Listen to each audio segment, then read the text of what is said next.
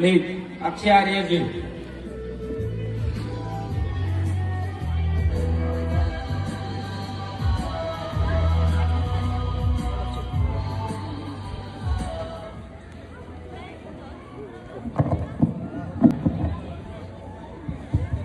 गुरकुल ताली, ताली में जोश लिए में गुरकुल ताली। ओम ओम विश्वानि देव सवितर्धुरितानि परासुव यद्भद्रं तन्न आसुव। ओम। सबसे पहले तो मैं उन शहीदों को नमन करता हूं जिन्होंने अपनी मातृभूमि की रक्षा के लिए अपने प्राण न्यौछावर कर दिए। मेरा धर्म मेरी आन, मेरा वतन हिंदुस्तान। दिल में हो वीर भगत सिंह, मन में हो इंकलाब, इरादे नेक हमेशा देश सेवा जीने का आधार रहे। दम निकले देश की सेवा करते हुए, बस यही अरमान रहे। मंच पर उपस्थित सभी सम्माननीय सदस्यगण, गांव गुआन से आए हुए बुजुर्गों, नौजवान साथियों, माताओं, बहनों एवं भविष्य रूपी चमकते सितारे, मेरे प्यारे बहनों और भाइयों, यह अखंड भारत हमारा सबसे बड़ा मंदिर है। समाज इसकी सबसे बड़ी ताकत है। इसी आपसी भाईचारे की ताकत के सहारे सन 1947 में हमारे वीरों ने हमें आजादी दिलाई। लेकिन दुर्भाग्य है कि आज भी हमारा देश, हमारा समाज, हमारा युवा अंधविश्वास, पाखंड, जात पात के भेदभाव, अंधभक्ति और चमचागिरी में जकड़ा हुआ है। तो मैं अपने सभी युवा नौजवान साथियों से आग्रह करता हूं कि आप सभी वीर भगत सिंह की तरह आगे आए और समाज में फैले हुए इस अपराधीकरण को खत्म करें।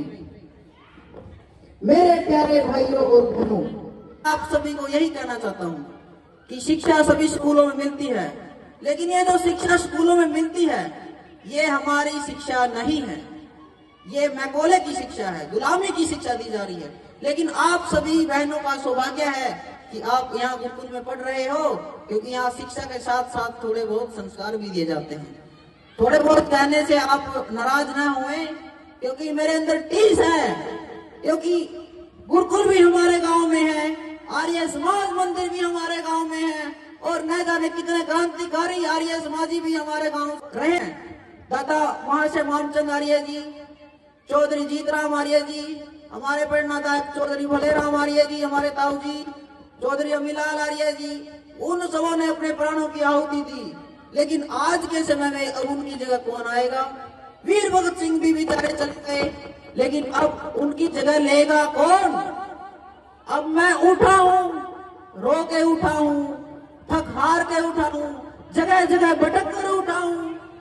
सब लोग मुझे दबाने की कोशिश करते, मैं फिर भी उठ जाता हूं, मर मर के उठ रहा हूं। लेकिन मैं चाह रहा हूं कि कोई तो चलो।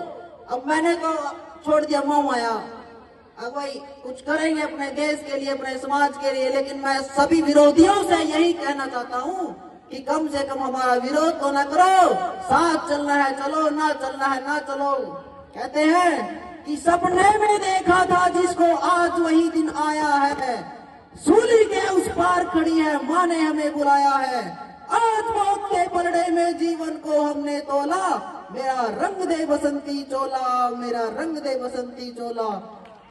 बस इतना ही कहूंगा कि मेरे नौजवान साथियों में यही इनकलाब की ज्योति जलती रही, और अगर समाज में कुछ भी कार्य गलत होता है तो उसका विरोध करें। जितने भी हमारे युवा नौजवान साथी हैं, हम उन सबसे यही अनुरोध करते हैं कि आप सभी हमारे साथ आए और इस समाज में जो भी कुरीतियां हैं, आजकल बच्चे बिल्कुल नशे में, ऐसे बहुत बेकार स्थिति हमारे देश की, हमारे गांव की, हमारे समाज की है, हम देख रहे हैं। लेकिन कैसे सुधार होगा, इस पर विचार किया जाए। तो अब कहते हैं कि देश की रक्षा कौन करेगा? कौन करेगा देश की रक्षा? बताओ आप लोग। कमाल है, चलो जय बोल लो भी भारत माता की सारे। भारत माता की जय हो। भारत माता की, भारत माता की।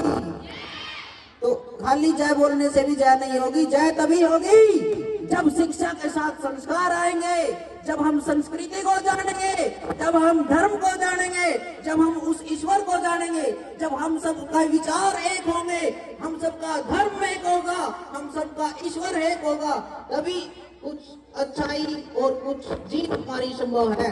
नहीं तो फिर से गुलाम हम होने के लिए तैयार बैठे हैं। कितने ही जिले, कितने ही राज्य ऐसे हो गए हैं जहाँ पे अल्पसंख्यक हो गए हैं हिंदू और आर्य। तो हिंदू सोच लो जिब भी कुछ कार्य मैं करूं नहीं, मैं एकला आर्य नू सोचा जाऊं, कोई भी नहीं, कोई बुलाए तभी नहीं आता, कोई नू ने कोई दो खड़े हो जा। जिसने आर्य बनाऊ उसने दो चार दूर हटाया बैठता है। अब तो किसी ला लग लिया। बहुत ही बेकार भयानक स्थिति चल रही है।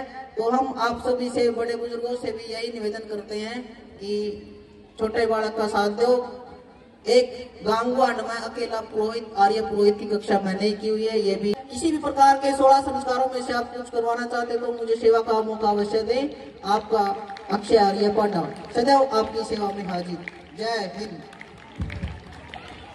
मैं भाई साहब के लिए 2 लाइनें कहना चाहूंगी। समील कह रहा है, आर्यों इतिहास नया लिखो चोरी और बलिदान का। समील कह रहा है, आर्यों इतिहास